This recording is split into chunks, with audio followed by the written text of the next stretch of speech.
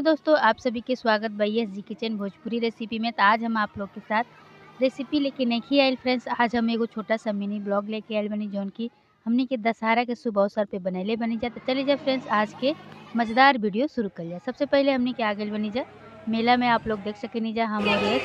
और सबसे पहले हमनी के दुर्गा पंडाल देखल जाई। देखी पंडाल लागल बा, कितना बढ़िया से पंडाल बनावल बाटे। और हमनी के छोटा सा ही मतलब कि गाँव में ही पंडाल बनल बा, आप लोग देख सकेनी जा। और बहुत ही खूबसूरत से सजावल गइल बा, आप लोग देख सकेनी जा। अब चलल जा दूसरा वाला पंडाल देख लिहल जा।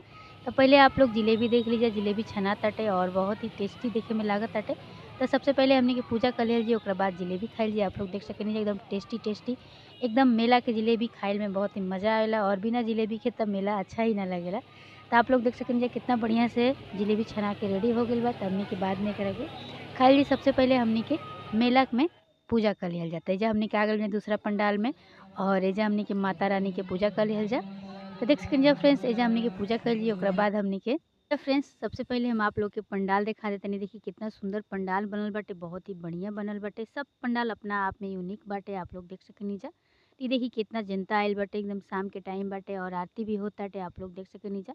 तो सबसे पहले हमनी के पूजा एजा कर लेले बनी जा, आप लोग देख सकेनी जा। और ये देखी पलक और विराट और यश ये जब बाइक करता लो, आप लोग देख सकेनी जा। तो सबसे पहले हमनी के पंडाल देख लिया जी, ओकरा बाद दूसरा वाला पंडाल में चलल जा। अच्छा तरीका से ही से जा देख सकेनी जा। जब प्रसाद मिलत टाटे, नारियल बाटे, लाचीदाना बाटे, आप लोग देख सकेनी जा, रक्षा बाटे। तो ये जब 50 रुपए के हिसाब से इधर मतलब कि प्रसादी मिलत, अपना हिसाब से आप लोग इधर खरीद सकेनी जा। तो हमनी के प्रसाद खरीद लिहल जी, ओकरा बाद हमनी के पूजा कइल जी, ओकरा बाद हमनी के पंडाल घूमल जाई। तब प्रसाद हमनी के खरीद लेले बनी जा और पंडाल में आ गइल बनी जा और पूजा कर लेले बनी जा। अब हमनी के जातनी जा दूसरा पंडाल में, काहे कि एजा के पंडाल हमनी के देख लेले बनी जा और पूजा भी हो गइल बाटे, आप लोग देख सकेनी जा। और ये देखिए कितना जनसंख्या है जब जुटल बाटे, मतलब कि अभी और ज़्यादा भीड़ होखे वाला बा, काहे कि अभी शाम के 7 बजता और हमरा लागता है कि 9 बजे तक बहुत ज़्यादा एजा भीड़ हो जाला और बहुत ही अच्छा लागेला। और एजा रामलीला भी होला कुछ देर के बाद। ये देखिए एजा प्रसाद भी मिलत ताटे। तो ये देखिए यस प्रसाद खातड़न और ये देखिए कितना सुंदर-सुंदर खिलौना बाटन बच्चन खातिर, आप लोग देख सकेनी जा। तो एजा मार्केट भी लागल बाटे थोड़ा बहुत, एजा आके आप लोग मार्केट भी कर सकेनी जा। और ये देखिए फ्रेंड्स कितना सुंदर-सुंदर मतलब कि बच्चन के खेले खातिर एजा खिलौना रखल गइल बा। तो एमे से कुछ खिलौना यस खातिर खरीदा गइल बा, आप लोग देख सकेनी जा। गाड़ी बा छोटा-छोटा, गुब्बारा बाटे और ये देखिए फ्रेंड्स अच्छा-अच्छा बॉल भी बाटे, आप लोग देख सकेनी जा। और दूसरा पंडाल में हमनी लोग आ चुकल बनी जा। ये देखिए कितना बढ़िया ई सजावट भइल बाटे, बहुत ही बड़ा सजावट बा, आप लोग देख सकेनी जा। खूबसूरत से सजावल गइल बाटे और पंडाल भी बहुत ही खूबसूरत बनल बाटे, आप लोग देख सकेनी जा। तो ये दूसरा पंडाल में हमनी के आ गइल बनी जा, आप लोग देख सकेनी जा। तो सबसे पहले हमनी के एजा भी पंडाल में पूजा कर लिहल जी और ओकरा बाद दर्शन कइल जी। देखिए कितना अच्छा-अच्छा खूबसूरत-खूबसूरत झांकी एजा बाटे, आप लोग देख सकेनी जा। बहुत सुंदर-सुंदर झांकी बनावल गइल बा। अब चली जा हमनी के दूसरा वाला पंडाल में। तो ये देखिए फ्रेंड्स ये परशुराम बाबा हवन और बहुत ही फेमस हवन, मनियर इनकरे नाम पे पड़ल बाटे, आप लोग के शायद पता होई। और ये देखिए एजा भी बहुत ही खूबसूरत पंडाल बनावल बाटे दुर्गा माता के, आप लोग देख सकेनी जा। पास से हम आप लोग के दिखा देतनी। और काफ़ी पुराना मंदिर हटे और बहुत ही मतलब कि फेमस मंदिर हटे। और इ मंदिर से एक परंपरा जुड़ल बाटे कि इ जौन मंदिर बाटे परशुराम बाबा के ही जौन माता सीता के जौन धनुष टूटल रहे, उही धनुष इनकरे रहे और इनकरे धनुष श्री रामचंद्र जी तोड़ले रहलन। और जेकरा वजह से परशुराम जी उनकरा पे बहुत ज़्यादा गुस्सा भइल रहलन। और एजे हमनी के मनियर में इनकर स्थान बाटे और मंदिर बाटे, काफ़ी पुराना बाटे, कई साल से बाटे। और काफ़ी लोग दूर-दूर से एजा दर्शन करे आवेला। तो देख सकेनी जा फ्रेंड्स एजा भी कितना बढ़िया पंडाल बनल बाटे और कितना मतलब कि भीड़ बाटे, आप लोग देख सकेनी जा।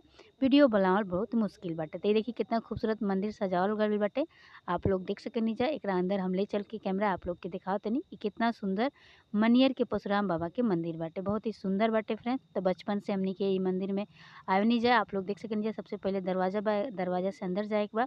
सबसे पहले आप लोग के फर्स्ट में मंदिर दिख जाई परशुराम बाबा के, आप लोग देख सकेनी जा। और कितना खूबसूरत कलर भी गइल कइल बाटे और देखे में कितना अच्छा लागताटे, आप लोग देख सकेनी जा। छोटा सा ही मंदिर बाटे, काफ़ी पुराना बाटे, लेकिन बहुत ही अलग और यूनिक तरीका से बनावल गइल बा, आप लोग देख सकेनी जा। और देखे में बहुत ही खूबसूरत बाटे ई, आप लोग देखी जा। अगर आप लोग कभी आइल होखब जा तो ज़रूर देख ले होखब जा। और मनियर एक चीज़ खातिर और फेमस है फ्रेंड्स, मनियर के बिंदी पूरा पूरा मतलब यूपी से लेके पूरा हर राज्य में मतलब कि फेमस हटे। एजा के बिंदी जौन बाटे हर राज्य और हर जिला में जाला। तो मनियर ऐसे भी फेमस बा बिंदी खातिर भी, एजा बिंदी के फैक्ट्री बाटे और घर-घर में बिंदी सटाला।